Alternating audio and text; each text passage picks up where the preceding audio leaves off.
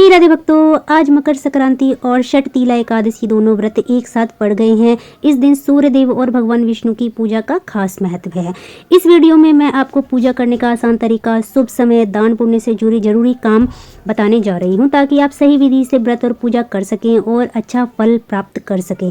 आज यानी 14 जनवरी को धर्म और आस्था के नजरिए से बेहद खास दिन है।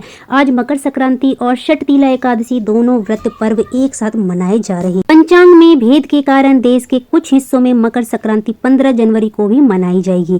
सूर्य के मकर राशि में प्रवेश करने पर मकर संक्रांति पर्व मनाया जाता है, जबकि माघ मास के कृष्ण पक्ष की एकादशी को षठ तीला एकादशी कहा जाता है।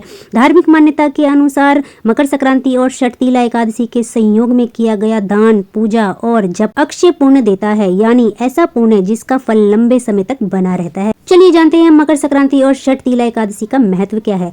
मकर संक्रांति सूर्य पूजा का पर्व है। इस दिन सूर्य उत्तरायण होते हैं, यानी अंधकार से प्रकाश की ओर बढ़ते हैं। यही कारण है कि इस पर्व को नकारात्मकता छोड़कर सकारात्मक सोच अपनाने का प्रतीक माना जाता है। वहीं षठ तीला एकादशी भगवान विष्णु को समर्पित होती है।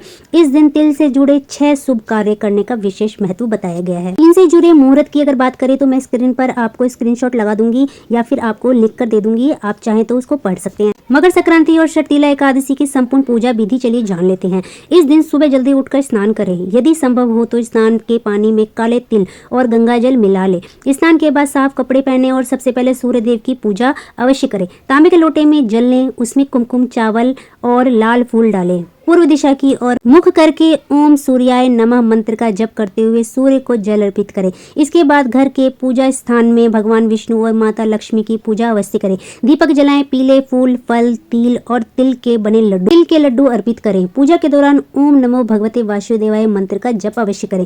षठ तीला एकादशी पर तिल से जुड़े 6 जो शुभ काम आपको अवश्य करने चाहिए, चलिए जान लेते हैं। षठ तीला एकादशी पर तिल के 6 उपयोग बताए गए हैं। पहला, तिल मिले जल से स्नान अवश्य करें। दूसरा, शरीर पर तिल का लेप अवश्य लगाएं। तीसरा, पितरों को तिल मिलाकर जल अर्पित जरूर करें। चौथा, तिल का सेवन करना बहुत जरूरी है। पांचवा, तिल का दान बहुत ही पुण्यदायक माना जाता है। छठा, तिल से हवन करना शुभ माना जाता है। इन कार्यों को करने से पुण्य की प्राप्ति होती है। इस दिन तिल, गुड़, घी, कंबल, गर्म कपड़े और खिचड़ी का दान करना शुभ माना जाता है।